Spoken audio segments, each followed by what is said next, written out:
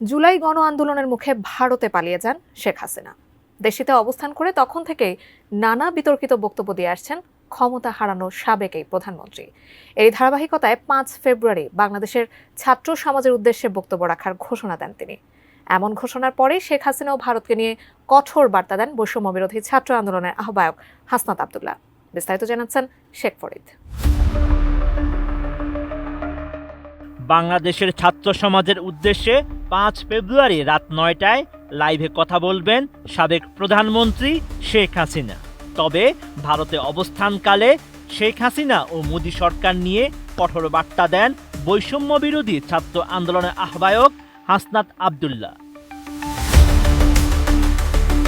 বসুন্ধরা ডায়াপেন্ট এখন আরো উন্নত।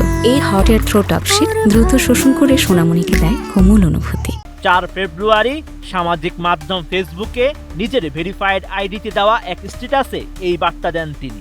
ফেসবুক স্ট্যাটাসে হাসনাত আব্দুল্লাহ লিখেন, হাসিনাকে বক্তব্য প্রকাশের সুযোগ দেওয়াকে বাংলাদেশের ফ্যাসিবাদ বিরোধী জনগণের বিরুদ্ধে ভারতের যুদ্ধ হিসেবে দেখি।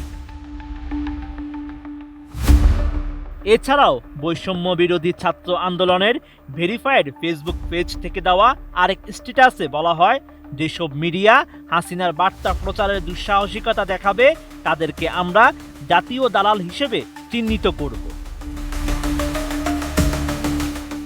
এদিকে বিবিসি বাংলার এক প্রতিবেদনে বলা হয়, ছাত্র জনতার অভ্যুত্থানের মাধ্যমে ক্ষমতাচ্যুত হওয়ার 6 মাস পরে আওয়ামী লীগের এক লাইভ অনুষ্ঠানে যোগ দেবেন শেখ হাসিনা।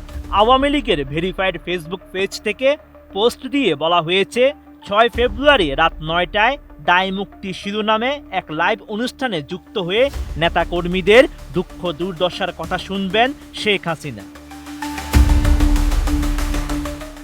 এর আগে শেখ হাসিনাকে নিয়ে গত 4 ফেব্রুয়ারি একটি স্ট্যাটাস দেয় নিষিদ্ধ ছাত্র সংগঠন ছাত্রলীগ, যেখানে বলা হয় 5 ফেব্রুয়ারি রাত 9টায় বাংলাদেশের ছাত্র সমাজের উদ্দেশ্যে বক্তব্য দেবেন শেখ হাসিনা।